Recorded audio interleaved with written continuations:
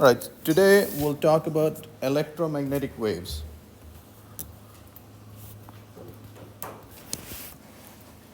Okay, so we'll talk about electromagnetic waves. Okay. So these are the Maxwell's equations. These are four Maxwell's equations, and this is the Lorentz force equation. Okay. We'll see what Mr. Maxwell did one afternoon with these four equations. Okay. What he was doing was he was looking for solutions of these equations in vacuum. So in vacuum, there are no charges, so this term is zero. Okay, that's charge density. And there are no currents, so this term is zero. Okay, so he was looking for solutions to those four differential equations in vacuum. Yep. And we'll see what he found out. Yep. Now, we've talked about this again. On the right-hand side are causes, and the left-hand side are effects. So in vacuum, this is not there, this is not there. This equation tells you, okay, so in vacuum, the divergence of the electric field everywhere is zero. The divergence of the magnetic field is always zero. The curl of E is dB by dt, that is time-varying magnetic fields produce electric fields. So we'll show you the configuration. And then time-varying electric fields produce magnetic fields. And we'll show you the configuration in a second. Okay? So that's what we're looking at. All right. So one of the equations says, so Maxwell's equation is curl of E is equal to minus del B by del T. Okay? So what this equation is telling you is time-varying magnetic fields are producing electric fields, and the form of the equation relates the configuration of the two. So if the magnetic field is increasing like that, it produces an electric field like so. Okay? How far is this electric field going? So as long as the magnetic field is increasing like this, the electric field is going all over. Okay? Except that the further you are from the location of the changing magnetic field, the weaker the electric field gets. But that's the orientation of the electric field. Okay, so that's what this equation tells you, which was that equation right there. Okay. Now we'll do the same thing with this equation. See, this is almost the same as that equation. This is time-varying electric fields producing magnetic fields.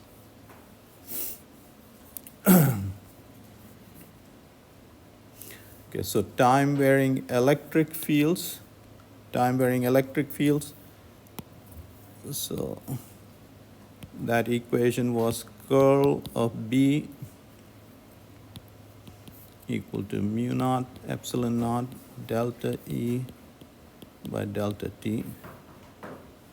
And all we've done is taken the integral, surface integral, which turns into a line integral by Stokes' theorem, but we won't go into all of that. So what this equation is telling you is, okay, where do you see time-varying electric fields?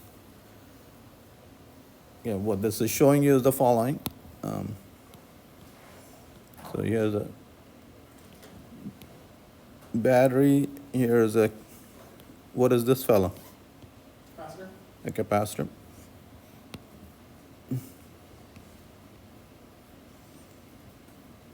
Okay, when you close the switch, what happens?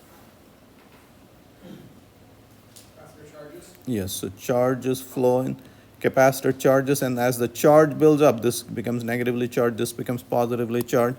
This electric field is increasing as the charge is building up. So that's one place where you can see time-varying electric fields. Okay, so as the capacitor is charging and this electric field strength is increasing, this electric field will produce a magnetic field in this sense. Okay, so if the electric field is increasing like that, the magnetic field is in this sense. And again, the further out you are, the weaker the magnetic field. All right, so we've shown you examples of time-varying magnetic fields producing electric fields and time-varying electric fields producing magnetic fields. All right, let's see what Mr. Maxwell did with these equations, with this being 0, this term being 0. Okay, so we'll look at these Maxwell's equations. So he's looking for solutions of these equations in vacuum. Okay, so do you know of a place where there's a good vacuum? Space. Yeah, interstellar space. Okay. So let's look at that. All right. So here is an identity. I think you will see this in Calc 3. This is for a vector field. Okay. What this says is the cross product, the curl of a vector field. So this is an identity, and it works for all vector fields. The curl of a vector is gradient of a divergence. See, divergence. Do you guys, anybody know what this notation is? No. Okay. All right, I'll come back to that in a second. Okay. All right, let's do it. Curl of a vector field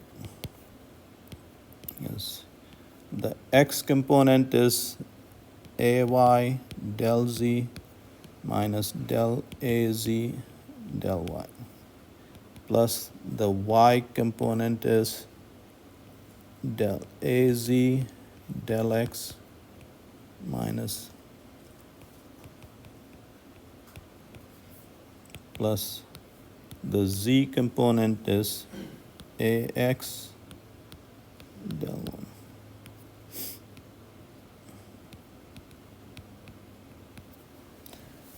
All right, so that's how a curl is defined. So again, you will learn this in Calc 3. Divergence of a vector field is defined as del by del x. It's like a dot product. This is like a dot product. And by the way, of course, A is a function of x, y, z, and t. So in general, so this is like a dot product, del by del x of ax plus del by del y of ay plus del by del z of az.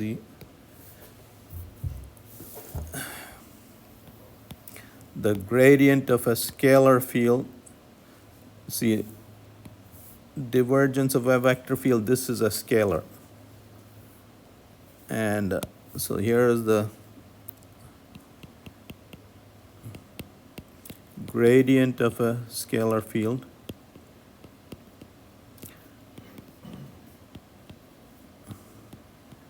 You've seen all of this before here in this class, but there's no reason for you to remember it. So, I'm just writing it down so you've seen it again. Yeah. And the last thing that's on that page is this. All I want you to notice is this is a vector field.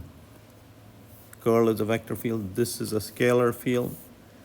Gradient is a vector field. The result is a vector field. And del square A, this is also a vector field. Del square is del square by del x square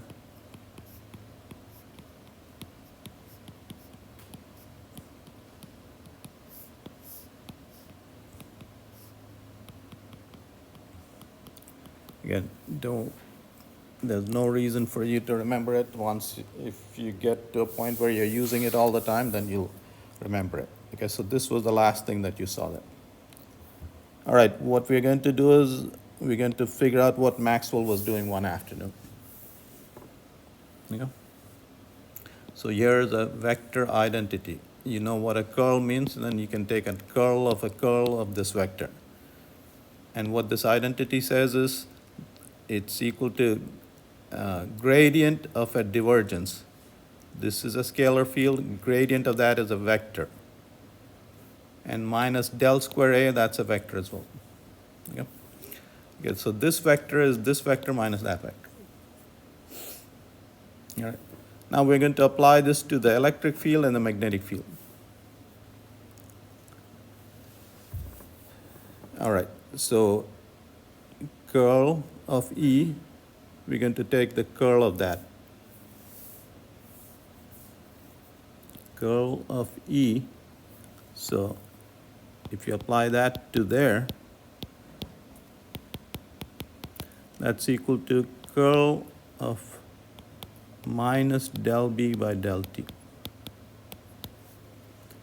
And see, this is a spatial derivative, that's a time derivative, and you can interchange this. Okay, so this is minus del by del T of curl B. And curl B is this. Okay, this term is not there. So this is equal to minus del by del T of epsilon naught mu naught del square E by del T square. Oh.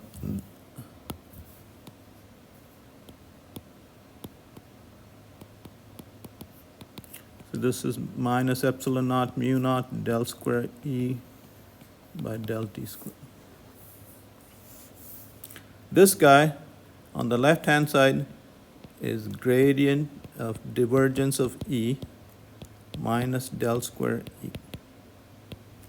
So again, we're learning what Mr. Maxwell did one afternoon. Okay, what is this guy? 0 in vacuum. So this guy is 0. Okay, so what Mr. Maxwell got was minus del square E is equal to that. So del square E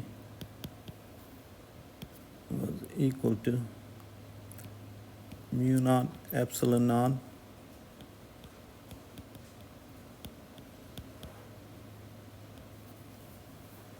Shouldn't it be negative too? I'm sorry? Shouldn't there be a negative sign? This negative cancels that negative. Oh, right. All right, yeah. Now Maxwell wouldn't make a mistake like that.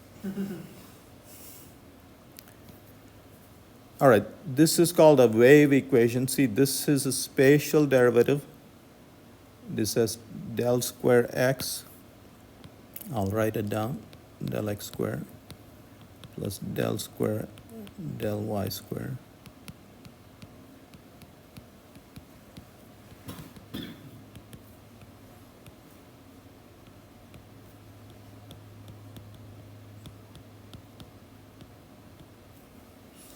Okay, so this is a wave equation. See, this is second order spatial derivative relating to second order time derivative. Okay. And so we'll come to this in a second. You've seen this. So for instance, if let's say E is only a function of x and t, so these two will fall off. It'll be del square x square by E del t square. And you can come up with a solution for that. And that will be E is amplitude of E cosine kx minus omega t. This is a traveling sine wave. All right, we did a bunch of math, so let me go back and review this. Okay. So Mr. Maxwell started off with his equations, well, we call them Maxwell's equations today, and came up with this wave equation. Okay. So if we consider the simplest case, the solution, so you consider E that is only a function of x and t, okay? He came up with a solution E not equal to cosine kx minus omega t. This is a traveling wave, okay? So Mr. Maxwell looking for solutions in vacuum, came up with traveling wave solutions. And here was the big deal. Okay, this term is inverse of a velocity.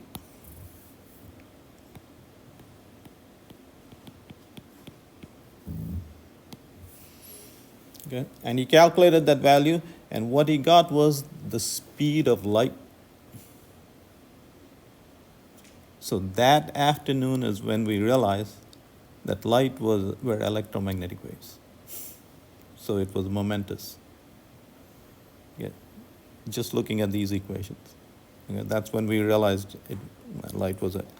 All right, so see, both E and the magnetic fields in vacuum satisfy the wave equation.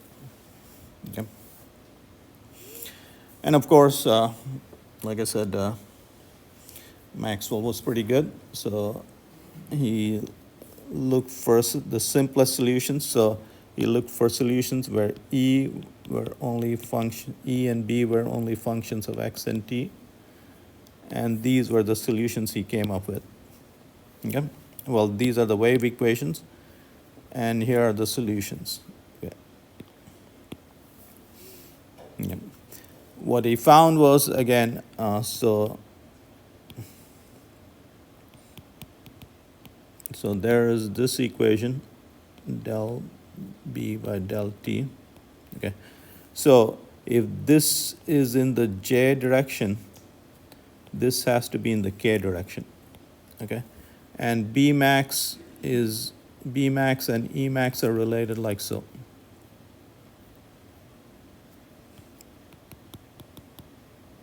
Yeah. So what Mr. Maxwell found was that if E is oscillating in the Y plane, Z has to be in the Z plane. So here they're related like so. If E is in along the Y direction, B will be in the Z direction, and that's the direction in which the wave is traveling. Okay, so they form a right-handed coordinate system like this. If the electric field is like that, the magnetic field is like this, and there is the direction of travel. Okay, so the electric field is oscillating in this plane, the magnetic field is oscillating in that plane, and that's the plane of direct travel. Okay, so in half an oscillation, the electric field will be like that. There's the magnetic field, and there's the direction of travel. The plane in which the electric field oscillates, that's called the plane of polarization. Okay. So you guys have bought Polaroid sunglasses. What do? Do you guys know why you bought them? Mm-hmm. They absorb. Okay. So, do you guys know that you can buy plain Polaroid glasses, clear Polaroid glasses?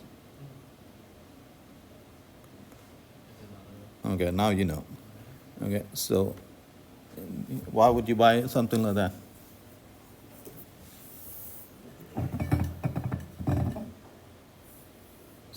So Better for nighttime, if the lights at night. So here's what it'll do. So this light, ordinary light, is unpolarized. Okay, so let's say the beam is coming at you, and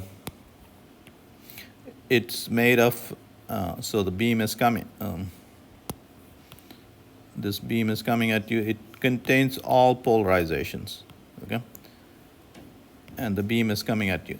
Now, if you put a polarizer in front of it, okay, even a plain polarizer, it only lets through one polarization. So all polarizers have an axis. So this will let through only vertical polarization. Okay. So this beam of light has all polarizations. This polarizer will absorb all this polarization. It lets through only this polarization.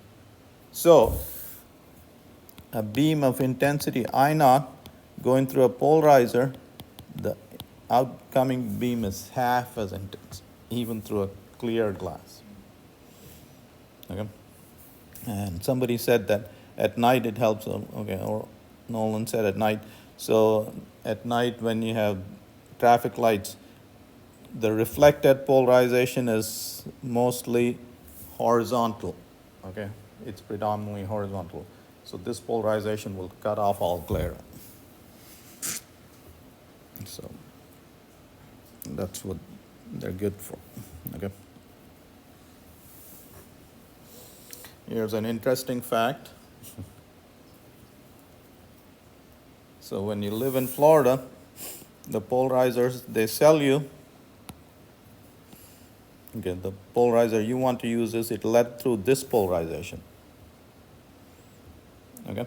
Because in Florida, most of the glare is coming off reflection off the ground and stuff like that, off the water. That's the polarization that's reflected. So you want to cut that polarization out, parallel to the ground. You go live in Colorado, they'll sell you this polarization. Why is that?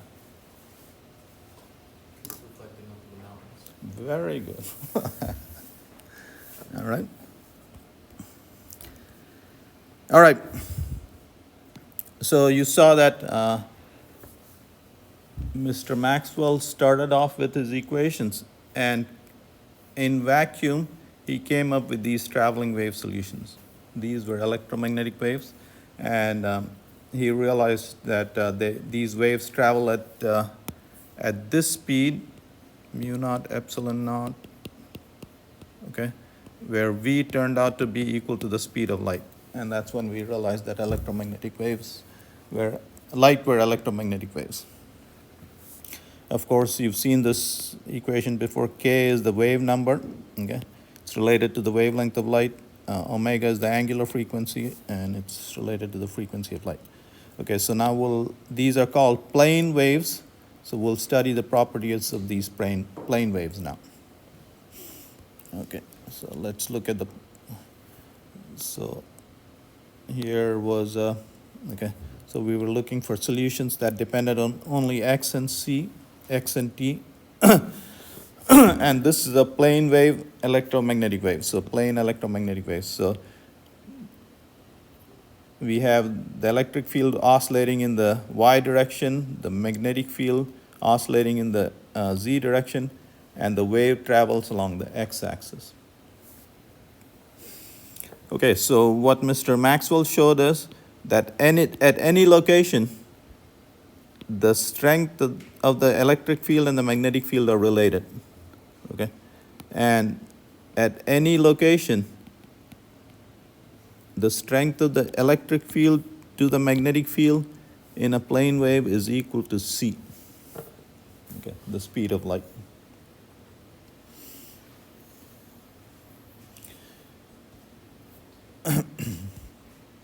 Okay, so at any location, E divided by B is equal to C. Okay, and of course the amplitude of electric field and the amplitude of the magnetic field, their ratio is also equal to C.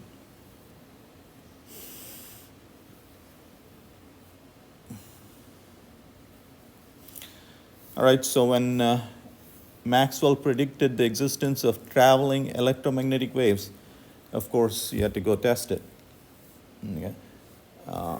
See, before this afternoon, you stood in the sunshine and you felt warm, okay, but you didn't know that what sunshine was. Okay. You learned that there are electromagnetic waves that afternoon. Okay. And all waves carry energy, and that's why you feel warm. When you absorb the sunlight, you feel warm. Okay. All right, can we demonstrate this in the lab? Yep. I just wanted to ask, how long ago was this? About 1880 or 1890, something like that. Not too long ago, 150 years ago.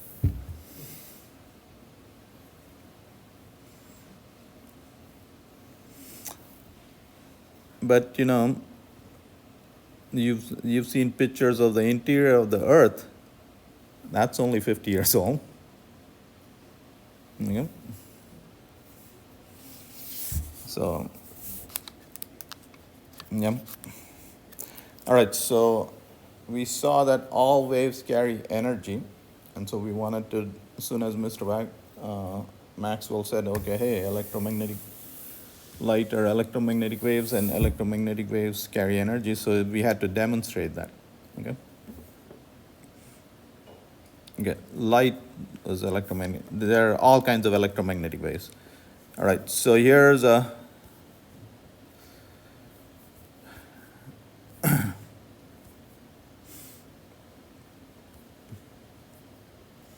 I'm going all over just because I gotta show you something.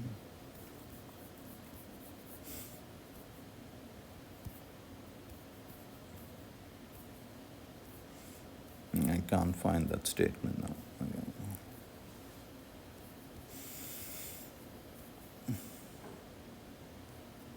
All right, to produce electromagnetic waves, you have to do the following.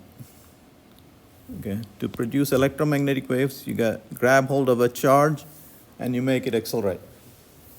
How do you make something accelerate? How is a simple way of making something accelerate? Okay, let me use a mechanical example. Here's a mass attached to a spring. If I pull on this mass, what will the mass do? It'll oscillate like that. Is the mass accelerating? All right, so do the same thing. Grab hold of a charge and make it, just jiggle it like that. And this will accelerate. And what you'll find is this will emit electromagnetic waves like that. All right. Well, how do you jiggle this guy? Okay, here's a way of doing this. Okay, so an LC circuit, this is an L, this is an inductor, and what are two metal pieces? What are two pieces of metal? A capacitor. Yep. I knew that's what you meant, but so that's the capacitor. This is an LC circuit. This thing oscillates, okay, with a frequency of 1 over root of LC. Okay. So what Mr. Hertz did was the following. Here is an AC source. There's an RLC circuit, okay, and this oscillates.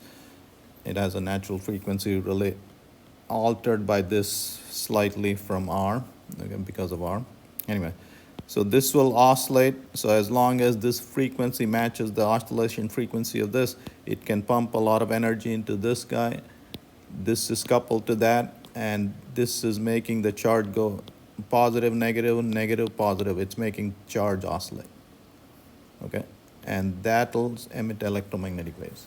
This is supposed to carry energy, and so this, if you put another LC circuit, if its frequency matches the frequency of this guy, it'll absorb that energy, and you'll set up large amplitude currents, and you'll have sparks flying here. So this was Hertz's experiment. Okay. So this is connected to a battery and all that. This is emitting electromagnetic waves, and this guy is catching electromagnetic waves, and he saw sparks fly across this guy. So he's transferred, this sent out energy in the form of electromagnetic waves, and this guy caught it. So this was our first man-made wireless communication. Hertz did it, and that's why in his honor, we named this unit Hertz. Yeah.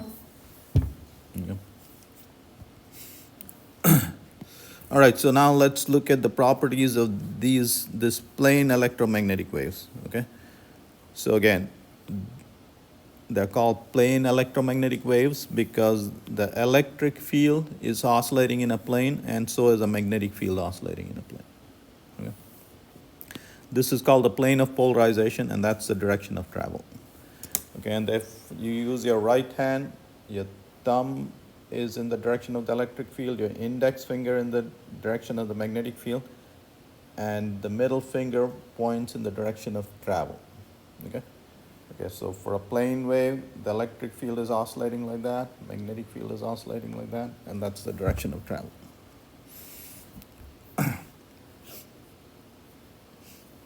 So at every location, the ratio of E to B is C. E and B satisfy the wave equation. What is the wave equation?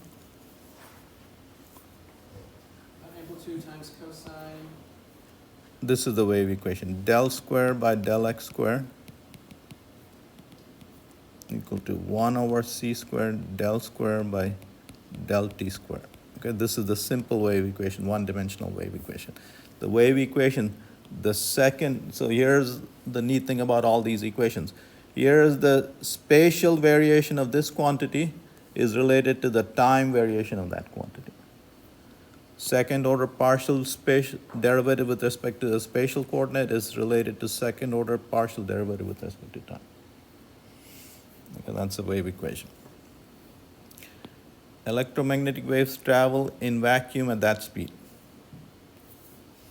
Okay, so this was Maxwell 150 years ago. He realized light was electromagnetic waves. Today we know that all these guys are electromagnetic waves. Okay, so X-rays, hard X-rays, okay, gamma rays, X-rays, visible light, radar, microwave, FM radio, AM radio. These are all electromagnetic waves. Look at this. All these guys have very different nature. In vacuum, they all travel at this speed. What is the difference between these guys? The only difference is C is frequency times wavelength, and they all have different frequencies. Okay? Light electromagnetic waves come in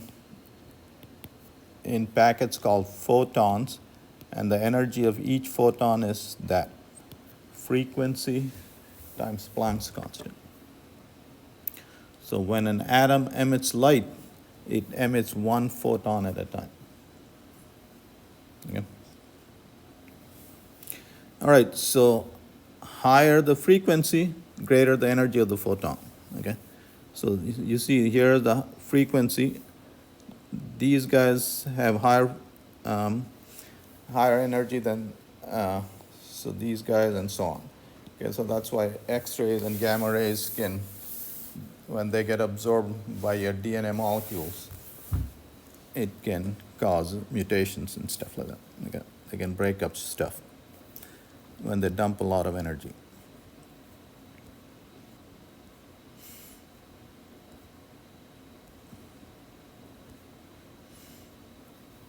All right, so all electromagnetic waves travel in vacuum at that speed. E and B are perpendicular in plane waves. E and B in a plane wave are perpendicular to each other and to the direction of propagation. They're perpendicular to each other and to the direction of propagation. The ratio is always C. They obey the principle of superposition. What does that mean? Particles and waves at the same time. So if you have two beams of light traveling, so if you ask the question at this point, what is the electric field? This guy's producing an electric field like that, this guy's producing an electric field like that. The net electric field is just the vector sum of those two. Yeah. That's what that is. So here's some numbers for radio waves. Okay, the FM radio that you listen to is 100 megahertz. Yeah. So here's a frequency, half the frequency. The wavelength is 7.5 meters, 8 meters. So from here to the wall, the wavelength of the wave. Okay. The amplitude of this amplitude is 750 Newton per coulomb or volt per meter. So in that electric field, 1 meter apart, the voltage is 750 volts. Okay. And the amplitude of the magnetic field is, do you guys remember what is the Earth's magnetic field? About half of a Gauss? Half of a Gauss, which is 10 to the minus 4 Tesla. So this is about tenth of the Earth's magnetic field. Okay. So So you guys, so when an electromagnetic wave comes, it has both an electric field and a magnetic field. Okay. So when you catch an electric field, energy is being deposited, and then you can wean out, tease out a signal from that wave. All right, how do you catch this guy? So if you have an antenna like this, a dipole antenna, then what you're catching is the electric field, oscillating electric field is setting up currents in this thing. An antenna like that, you're catching the electric field. You guys might have seen antennas like this. And this is 2 generations before you guys, but people used to have TV antennas like that, a ring of wire. You seen that? I'm not sure. No. If you watch old TV shows, maybe you might see that. And that is catching the magnetic field. So if, okay, so if that's Orlando, well, that's not Orlando, but let's say that. Okay, that's Orlando. And you get a signal coming in this direction. The magnetic field is oscillating like that. So you have to set that ring like that. Okay, the signal is coming like this. The magnetic field is oscillating like that. And when the magnetic field is changing through this thing, it sets up a current in that. Yep. So this antenna is catching the electric field. This antenna is catching the magnetic field. Okay.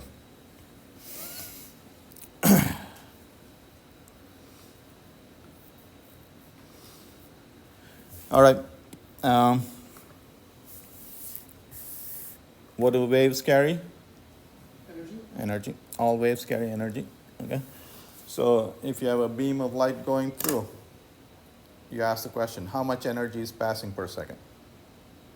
Okay. And of course, wider the beam, more energy is catching. So what is relevant is how much energy is passing per second per unit area.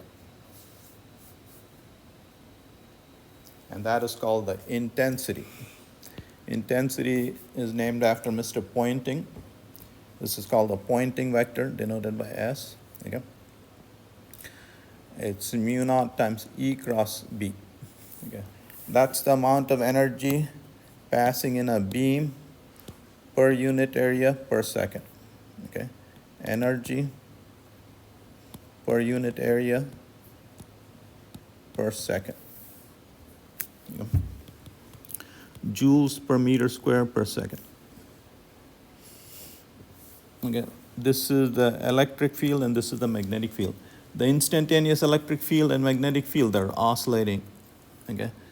They're changing very fast. And let me show you the frequency of, look at this. For visible light, the frequency is 10 to the 15 hertz. That electric field is oscillating 1,000 trillion times a second. There's no way you're going to keep track of that.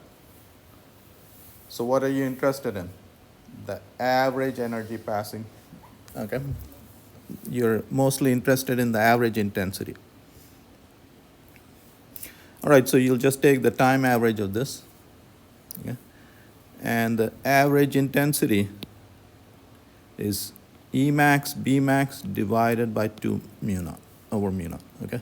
So you just take the amplitude, divide that by 2. So the average intensity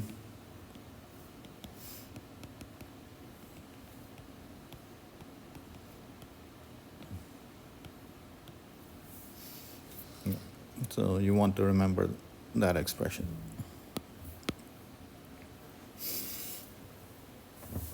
All right. Now, what this part of the expression tells you is the following. Okay, so here you have a beam of light. Okay. An area of cross section 1 meter square. Okay. So the intensity tells you how much energy passes 1 second, and light travels c, the speed of light is c, so it'll travel c meters per second. So a beam of length c meters is 3 times 10 to the 8 meters, 300,000 kilometers.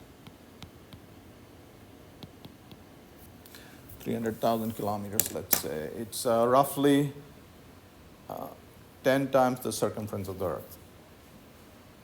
So you take a thread, wrap it around 10 times around the Earth, okay, stretch it out, that's how far light will travel in 1 second. So a beam that long would pass you in 1 second. Okay. So let's say take 1 meter cube of that. This is 1 meter cube. So beam of area cross section that of length 10 times around the Earth. If you stand here, that'll pass you in 1 second. All right, we learned the following. Anytime you create electric and magnetic field, what have you done? What do electric and magnetic fields have? Energy, very good. Okay, so if you have a beam full of electric and magnetic fields, this carries energy, and the energy density is that. Okay, so in a beam of light per unit volume, this is the energy. You can express that energy in terms of electric fields or magnetic fields. Okay, so that's the energy density in a beam of light.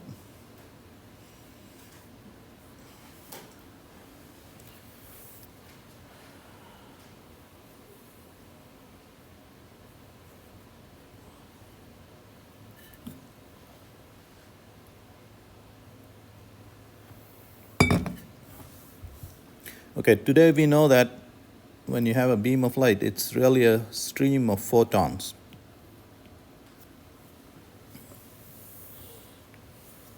Okay. Here's a bullet. What is MV?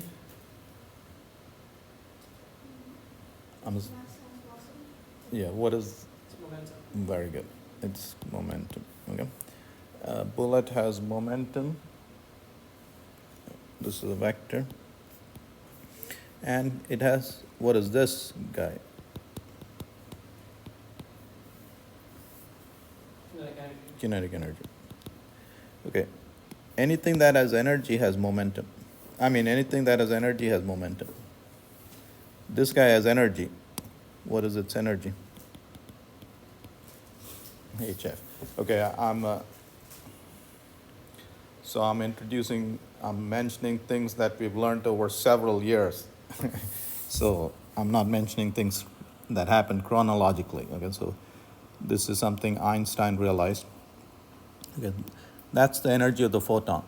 This thing has energy, so it must have momentum. Okay, so let's see the form of the formula. There's the energy. Energy is velocity squared. See, momentum is linear in velocity. So if you divide energy by velocity, you should get momentum. You divide this guy by velocity. What is the velocity of a photon? Speed of light. Very good. You divide that by that, so the momentum of the photon would be that. Okay. So let's say you have a dummy and you shoot bullets at the dummy. What will happen to the dummy?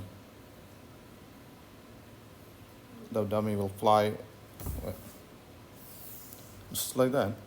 You take a dummy and shoot with a laser gun. If the dummy absorbs the photons, it should fly away. That's what this is saying. Okay, so the momentum transferred to some object that absorbs this much energy in electromagnetic waves. Energy divided by c, the speed of light, is the momentum transfer. That's the momentum transfer. Okay. If it's a reflective dummy, the momentum transferred is twice as much. Okay, this is the energy absorbed divided by that.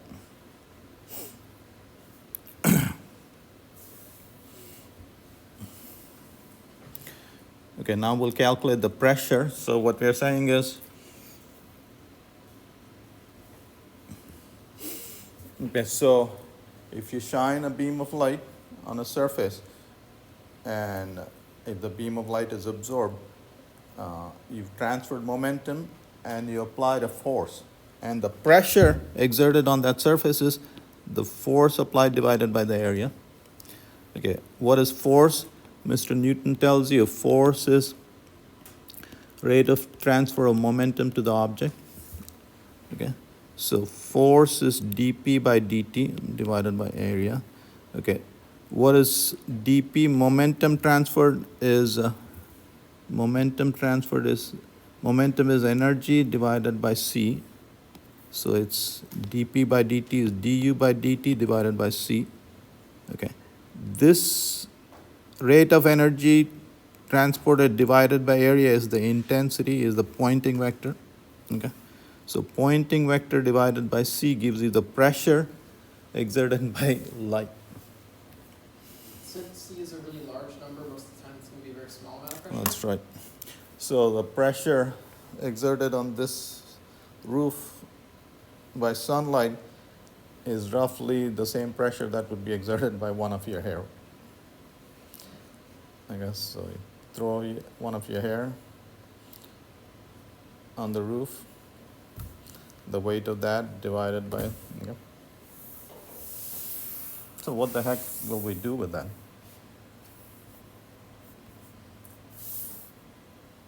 You can actually use these things. So this is a solar sail, and several countries have tested it, Japan and all that. So there's a problem. I don't know if it's on your solution thing, but you can check it out. So if you build a solar sail about as big as this campus, from White Street to Dunn to ISB, and if this thing weighs roughly, I guess, 1,000 kg, you can look it up, a small car, you'll go out in space and let it unfurl. The sunlight will push it, and this will get to the moon in 11 days. Do you guys know how long it took the Saturn guys to get to the moon? Apollo guys? 3 days. Very good. He knows. So this will get there in 11 days. See, sunlight is free. And it's 24/7. Okay, so they've sent these, I believe they've sent this out. I think Japan sent it up. I mean, they aimed it outside the solar system, of course, Anyway, so here's another demonstration of the pressure light exerts. Okay, so here's the sun. Of course, you know that the sun is emitting light. And then also charged particle escape as well. Okay. So this is called solar wind, when the charged particle escape. Here's a comet. Comet is a ball of dust and ice, and when it comes close to the sun, stuff evaporates and ionizes as well. Okay, so this is the dust tail. This is see, this is all neutral particles, so they're not charged, and the photons is what's pushing this. These are charged particles, ionized gas, and that's being pushed by solar wind. Okay. So a comet will always have two tails. This is always much brighter than that. This is much fainter, so it's harder to see. Okay. The neutral dust tail is pushed by the radiation pressure.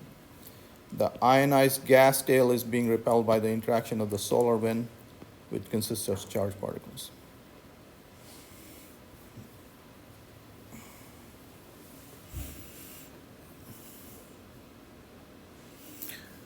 Okay, so here the electromagnetic spectrum. Let's see. Yeah, okay, never mind. Here's the electromagnetic spectrum. So here this is drawn in terms of wavelength. As frequency increases, the energy increases. So smaller wavelengths have higher energies. Okay. And you guys know that if you wanted to see an object this big, if you used a wavelength like that, can you see this object? No. You have to use the wavelength smaller than the object, okay? To see it, okay? So for instance, if you wanted to see molecules, you would have to use wavelengths like that, and those are X-rays, okay? So if you want to see atoms and molecules, you use X-rays and shorter wavelengths, X-rays. So you might have heard of X-ray crystallography. Yeah, and that's you are born with sensors for electromagnetic waves, these guys, but they only work in this narrow band. Yeah.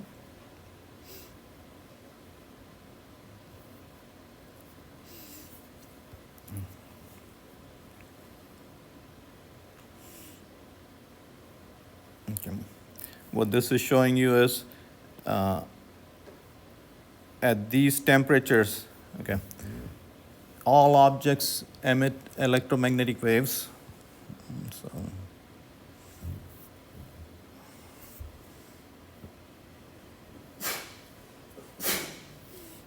yes. So you see, here's the temperature of the object, and this is showing you the intensity versus wavelength of the electromagnetic radiation. So the curve is like that. And the curve is unique for different temperatures, okay? So you see what that graph is showing you is the peak wavelength. So at these temperatures, that's the peak wavelength. At this temperature, that's the peak wavelength. So our sun has a temperature of 6,000 degree Kelvin, and that's the peak wavelength that the sun emits. Okay, so a blue star is a very hot star. Okay, again, the sensors that you're born with are sensitive to that narrow range of wavelengths, 700 to 400 nanometers. Okay. A nanometer, what is the size of an atom? 10 to the minus 10 meters, 0.1 nanometer. Okay. So this wavelength is about 4,000 atoms. So with blue light, the smallest object you could see is about 4,000 atoms wide. Okay. With red light, the smallest object you can see is about 7,000 atoms wide. Here's the sensitivity of your eye. Your eyes are most sensitive to yellow-green color. That's why the color of tennis balls, like that. No, I'm not kidding you. Is So, that why people who have vision impairments and just see green and white lights the best? well, it depends on, so you have 3 cones which have different sensitivities. Well, it depends on what is busted. My dad was colorblind. Yeah, 3 out of 100 guys are colorblind, something like that. So that's not very unusual.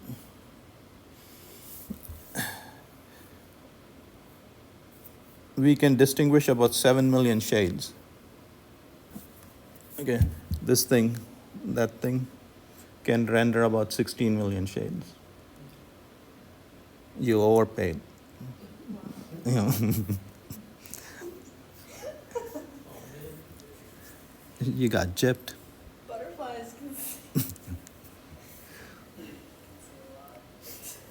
All right. What's the deal with this guy? Hydrogen forces and be able to dipole. Okay, so see what this is showing you is, um, see, oxygen is greedy for electrons. This guy is will let go of his electrons. So this molecule has what is called a permanent dipole moment. Okay, so there's the Mickey Mouse molecule. The center of the negative charge is here, and the center of positive charge is here. You take, let's say, you take methane, and here's the methane molecule. I'm not going to draw the tetrahedra, but the center of negative and positive charge is right on top of each other. It has a zero dipole moment. All right, let's say there's this dipole moment. I put this in an electric field. What will happen? It'll jiggle like you were talking about before? So the force on this guy is that way. The force on this guy is this way. Remember, the force on a charge is like that. So if the charge is positive, the force is in the same direction as the electric field. If the charge is negative, the force is in the opposite direction of the electric field. Okay? So if you, here's a water molecule and there's the dipole moment. The dipole moment points from the negative charge to the positive charge. So if you put it in an electric field like this guy will feel a force like that, this guy will feel a force like this. He will turn. And then what you do, you switch the electric field on him. Switch the electric field on him again. Switch the electric. Do it 5 billion times. That's what a microwave does. That's how you heat the water molecules. And then they'll share this energy with all the surrounding molecules. Even the driest food has 70% water. Yeah, even dehydrated food. So that's how you heat your food.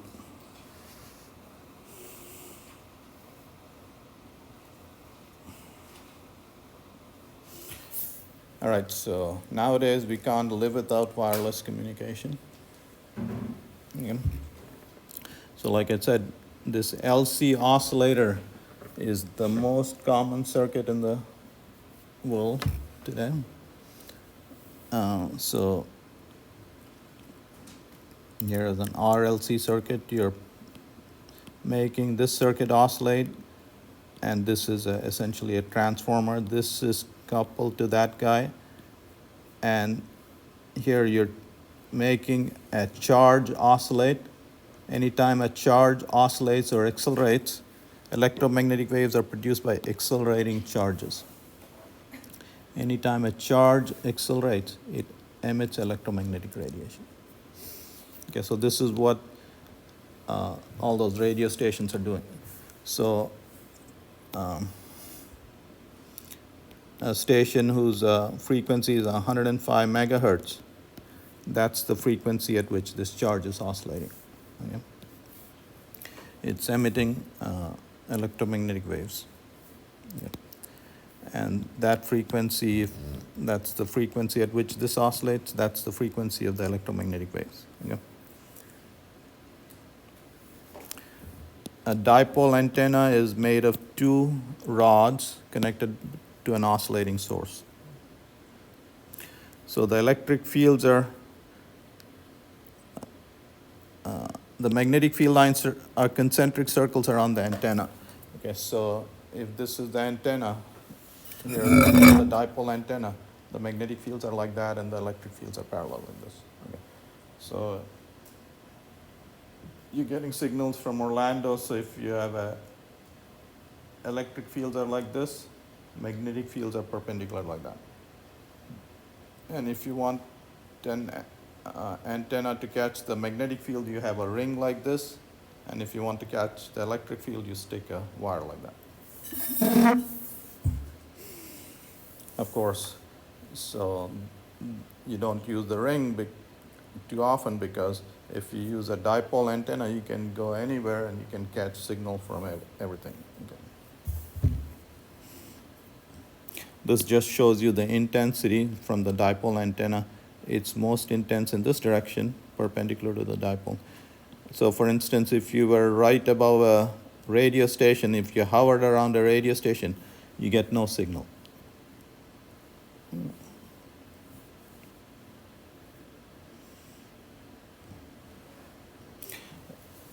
When you listen to a radio station, what is it that you're after? You're after the information.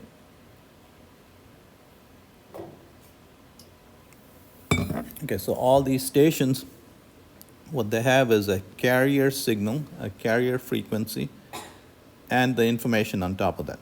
The carrier frequency is much higher, the information frequency is much lower. Okay. So there are two kinds of things that you do. Okay. There's AM radio and FM radio. What is AM radio? What does AM stand for? Amplitude modulation. And FM stands for frequency modulation. Okay. So you can see that the carrier signal is the green signal, the information signal is the blue signal, and the blue signal has a frequency much lower than the carrier signal. And what this is doing is it's changing the amplitude. You see, the green signal has uniform amplitude, and then you superpose the information, and the amplitude is what's changed. This is easier to do. This signal travels further, but it's bothered by noise. And AM radio, you always pick up other noisy stuff. This is harder to do, frequency modulation. Again, green signal is carrier signal, there's the information. You convert these information, and what you do is you change the frequency of the carrier signal. Okay, so the carrier signal, its frequency is changing. So you see the red signal has the carrier plus the information, and you see the red signal, the frequency is constantly changing. All right, the advantage with this is noise doesn't bother it. It's less noisy. But this only travels in straight line and doesn't travel too far. So this guy can travel far, but noisy. Far, but noisy. Not noisy, but close. So you can pick your poison. All right, guys. That's it for today. All right. I will see you guys next Monday.